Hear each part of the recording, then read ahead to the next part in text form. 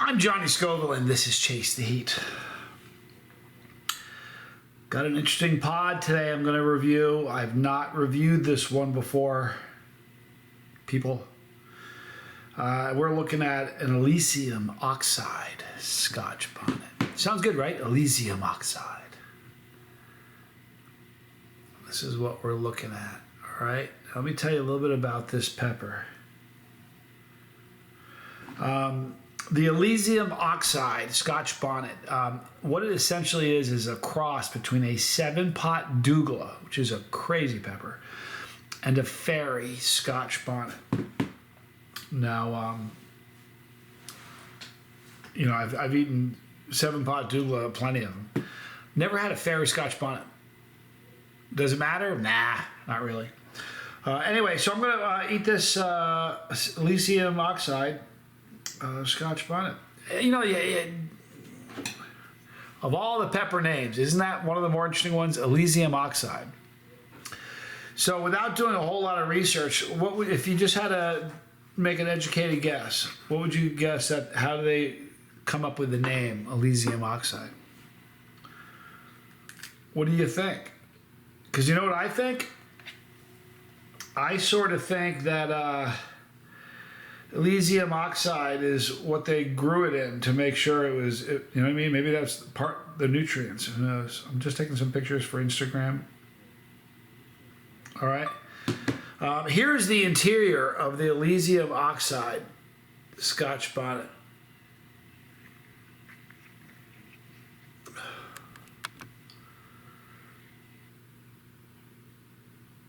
All right, there's one half, and here is the other. Great aroma. Smells fruity. It doesn't. I would not have, like, if I just, I never would have guessed Scotch Bonnet from the aroma.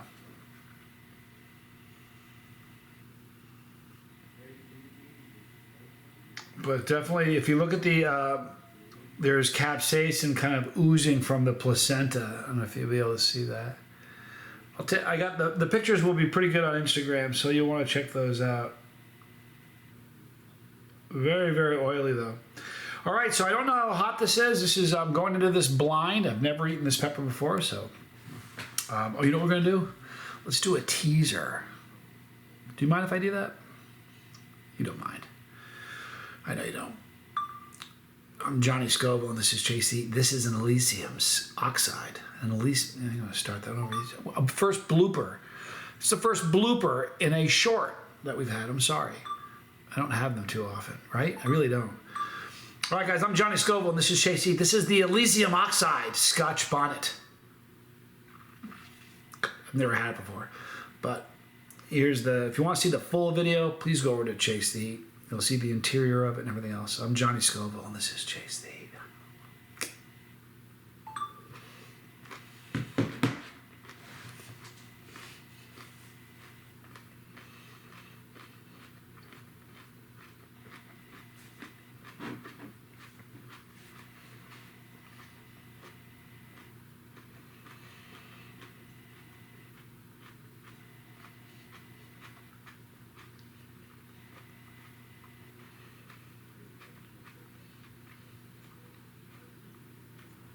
So essentially what I'm guessing is, just from thinking about the two pods, if you have a Scotch Bonnet and you cross it with a 7-pot Douglas or a Fairy Scotch Bonnet, if you cross it with a 7-pot Douglas, you're going to get some of the effects from the Douglas, which is the higher heat. So the flavor tasted great. I don't know if it did it taste like a Scotch Bonnet. I'm not really sure.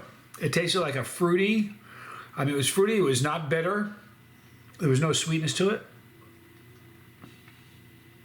Just sort of a fruity pepper that, and with a little bit more heat than you'd expect from a traditional Scotch Bonnet. So what I'm guessing is it retained the flavor of the Scotch Bonnet, but pulled in some of the heat from the 7-pot Douglas, and that's what we're working with here. Good example where that's happened very recently. I did the ghost pepper cayenne. I just did a teaser vid, so there'll be a full video coming up. But with the ghost pepper cayenne, you have the flavor of the cayenne. You really do. You can sort of taste the ghost as well, but you have that extra heat from the ghost. So it's a similar thing that's happened with the Elysium Oxide Scotch Bonnet. As far as the heat on it, it has a very, very typical Scotch bonnet burn in the way that it comes on. It's a little bit warmer than a Scotch bonnet, but a similar type of characteristic, the way it burns. The burn is in my throat.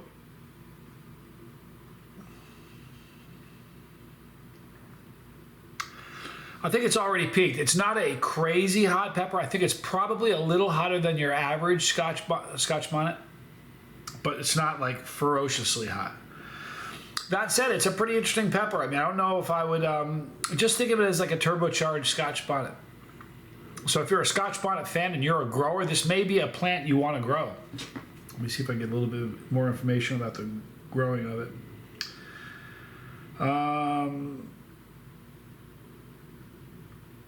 The fruit usually does resemble the Scotch bonnet heritage as far as the phenotype.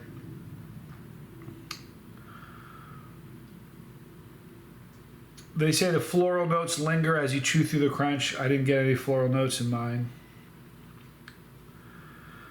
And I don't really have these. They don't have the Scoville heat units of what it's supposed to be. Matters not. It's a tasty pepper nonetheless. The heat's definitely on its way down. It never got if you're not a chili head. See, this is one of those peppers that's sort of on the bubble. Because if you're not a chili head, you could eat this, but you just have to cut a very, very small sliver of the pepper. That would give you an opportunity to get an idea of what the pepper tastes like and give you a small idea of what the heat's going to be like without really jumping in and getting the full commitment to it. So if you're a new chili head, you could try this pepper. Just a teeny sliver to put on a sandwich or in a salad or something, or just to taste it. That would help. If you ate the whole pepper, it would be a problem. If you're a chili head and you ate this entire pod, just a notch or two up from a normal Scotch bonnet. So most people would probably say it's a 6 and above. You'll have some say it's a 5, I think. All right, so that's the Elysium Oxide. Oh, one of the things I thought of, it made me question the name. When I first heard it, I was like, where do you think they got the name? Did they use Elysium Oxide in the nutritions? I don't know. But you don't just have a name like Elysium Oxide by accident. So I'm going to do a little research and see what I can find out about that. Listen, do me a favor. Be kind to somebody. Tell somebody today that you love them. In the description box, you're going to say, oh, you know what? Forget it. There's a couple things I need to go over. Oh, I'm so glad I didn't forget. I got some really cool, bizarre statistical stuff that you aren't going to believe. Fun, nonsensical trivia stuff. I'm so glad I didn't forget. The International Space Station. They have a treadmill. It's called the Colbert, and it's named after Stephen Colbert. What happened is Stephen Colbert used his show, The Colbert Report, to encourage his viewers to write in votes to use Colbert as the name for their treadmill. Thought that was kind of interesting. All right, I just got a message from Tomas Spillane. The seeds from that Elysium Oxide came from Peter Stanley. It's a hybrid that was created by Stefan VG. It's a cross from the Douglas and a Fairy Scotch bonnet, as I said. But let me get back to the silly, ridiculous, stupid trivia. The Goliath tigerfish is so dangerous that only a handful of fishermen have ever caught one. It's 32 teeth that are the similar size to those of a great white shark. It has been known to attack humans and even crocodiles. A Goliath tigerfish. I've never heard of it.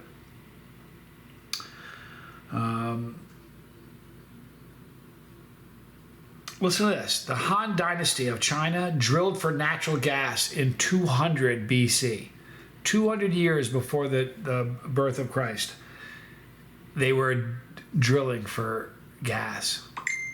Like they were ahead of themselves a little bit, right?